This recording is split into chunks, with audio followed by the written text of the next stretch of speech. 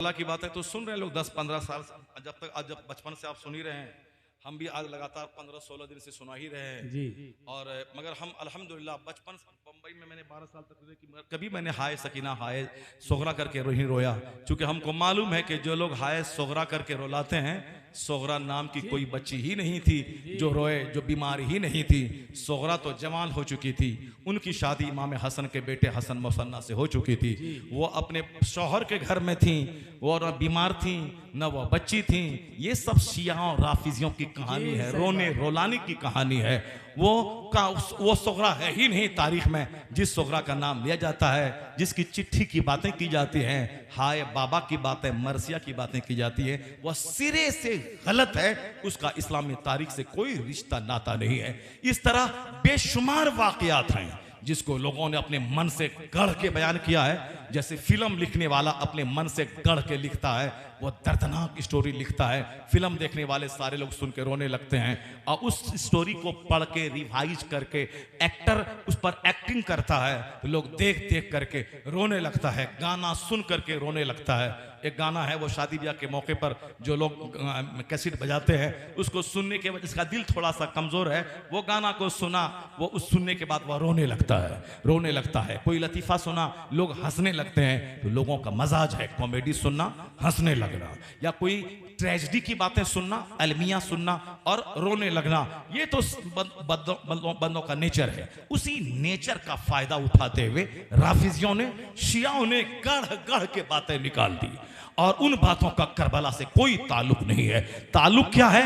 वही जो बातें मैं कहने जा रहा हूं, वही है करबला का पैगाम, वही है करबला का मैसेज। मैं तो अदना सा मौलवी हूं।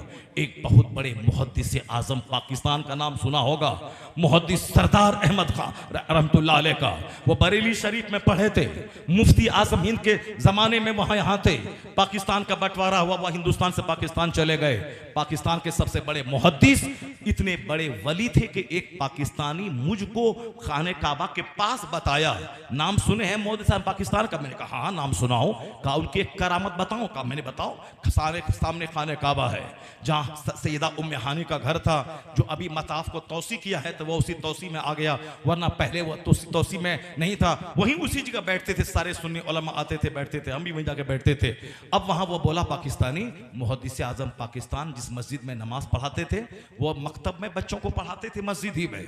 बच्चा तो बच्चा होता है, खेलता कूदता था। मुतवल्ली आके बोला, ए मौलाना साहब, इमाम साहब, ये बच्चा दौड़ता है, अब इसको रोकिए। क्यों नहीं रोकते हैं? क्योंकि मुसलमानों का दिमाग में ही है कि मौलाना जो मदरसे में पढ़ाता है वह बिल्कुल ऐसा शरीफ बन के रहे बचपन से ही, ना लड़ाई करे, ना झगड़ा करे, ना घूमे, ना फिरे।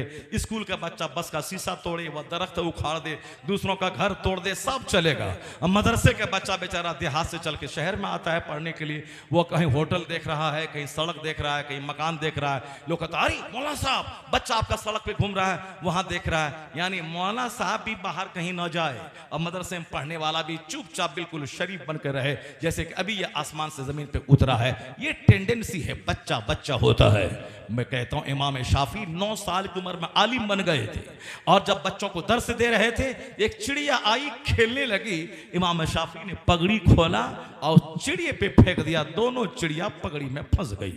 अब शागिर्द आपके पढ़ रहे थे, कहने लगे हुजूर ये क्या है, महाजा ये क्या है? कहा अस्सबी फस्सबी वलो काना इब्नु नबी।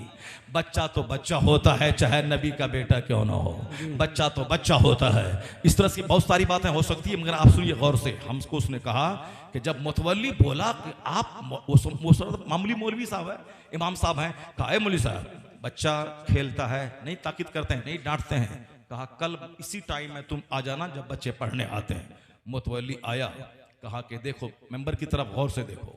जब मेंबर की तरफ गौर से देखा, दंग रह गया कि मेंबर पे मुस्तफ़ा जान रहमत तशरीफ फरमा है, बच्चे खेल रहे हैं, हुजूर मुस्कुरा रहे हैं। सुभान अल्लाह। मुतवल्ली दंग रह गया। मैं तो एक मामूली मौलवी समझा था, ये तो अपने वक्त का वली और कुतुब मालूम हुआ। लोग 80 साल दरूद शरीफ पढ़ते हैं तो मुस्तफ़ा का दीदार नहीं होता है। ये तो एक झटके में सरकार का दीदार करवा दिया। ये तो वली कामिल है। इतने बड़े मुहद्दिस आजम पाकिस्तान, जो बहुत बड़े मुहद्दिस, बहुत बड़े फकीह, बहुत बड़े आलिम, बहुत बड़े वली। उनसे किसी ने कहा, एक बार दावत दी मुहर्रम के जलसे में, कहा बाबा तकरीर कीजिए, जो मुस्तनद रिवायत है, जो गढ़ी हुई मौजू गलत वो नहीं, मुस्तनद रिवायत करबला के हवाले से बयान कीजिए। मुहद्दिस आजम पाकिस्तान मेंबर पे खड़े हुए, कहा सुनो, खुतबा पढ़ा, दरूद पढ़वाया, उसके बाद कहा मुस्तनद वाकया सुनो।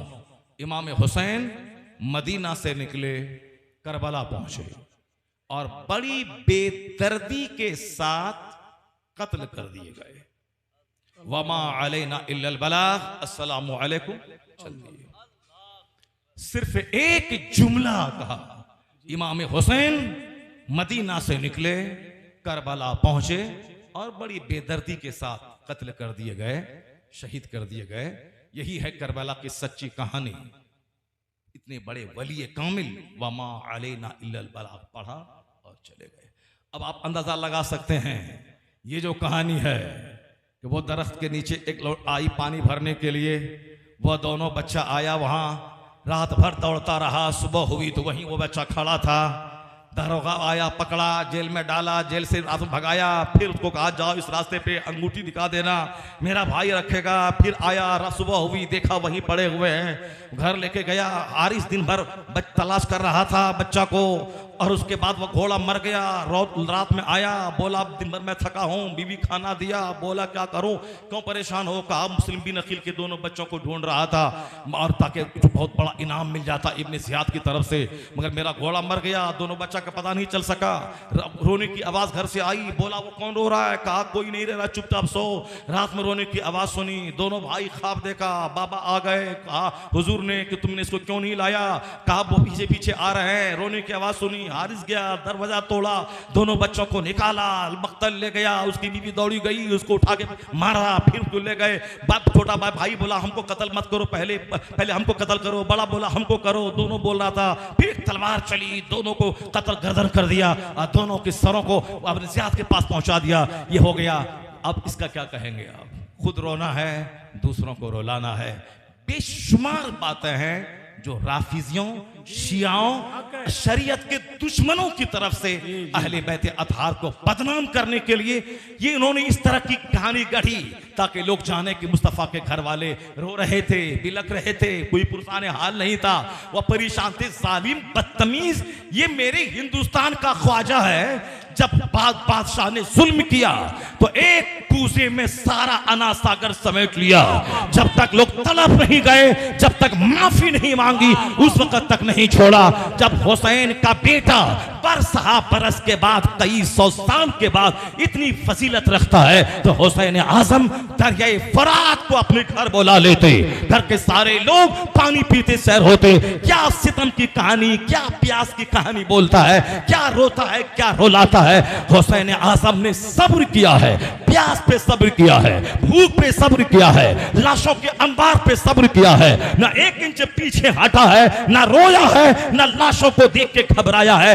लाश गिरती रही, हुसैन का हौसला पुख्ता होता रहा और कहता रहा जितना जुल्म करना है कर ले, मगर जालिम के लिए मेरे पास समर्थन नहीं है, मेरे पास हिमायत नहीं है, मेरे पास सपोर्ट नहीं है, मैं हाथ नहीं दूंगा।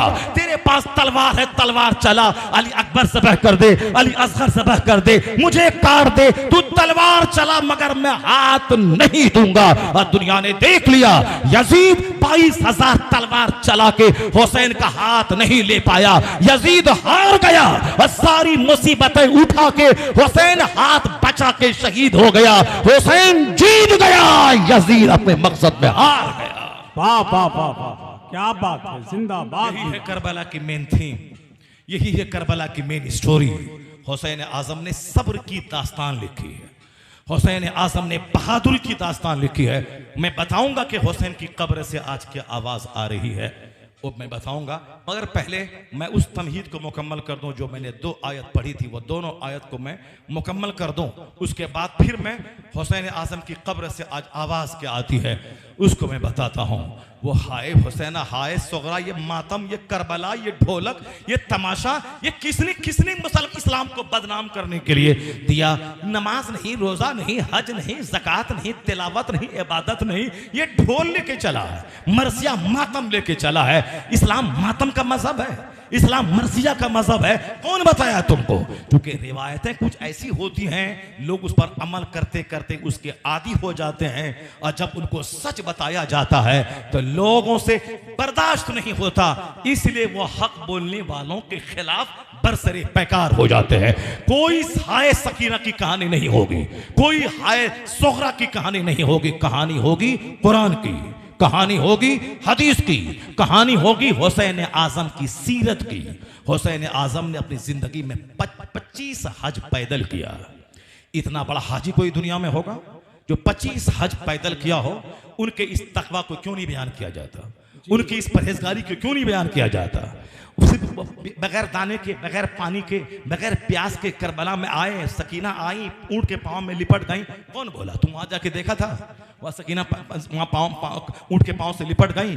ये राफिजी, ये शिया, इन हुसैन आजम को कत्ल करने वाला आज अपने जुर्म पे पर्दा डालने के लिए सीना को भी मातम करने वाला असल जिम्मेदार यही है, जिसने इमाम हुसैन का साथ नहीं दिया, जिसने 150 से ज्यादा खुतूत लिख के बुलाया और तलवार को देख के डर गया। ये डरपोक कल भी डरपोक था जो हुसैन की मदद के लिए नहीं आया, और आज भी ये डरपोक है जो सीना तोड़ता है और चेहरा मारता है। बुखारी की हदीस में आया है, मन ज़रबल खुदूद व शक्कल जुयूब व दाबेदावल जाहिलिया लैसा मिन्ना, ही इज नॉट अमंग अस। वो हमारे दरमियान का नहीं है, वो मेरे घरों का नहीं है। कौन? जो अपना चेहरे पे मारे, जो अपना कपड़ा फाड़े, जो जाहिलियत के दौर की तरह नौहा और मातम करे। हुजूर ने फरमाया वो हमारे घरों में से नहीं है। कोई बता दे कि ज़ैनब ने मातम किया हो, कोई बता दे कि शहर बानो ने अपने सर से दुपट्टा नीचे उतरने दिया हो, कोई बता दे कि इमाम हुसैन की बेटी सकीना वो अपने सर से दुपट्टा नीचे होने दिया हो।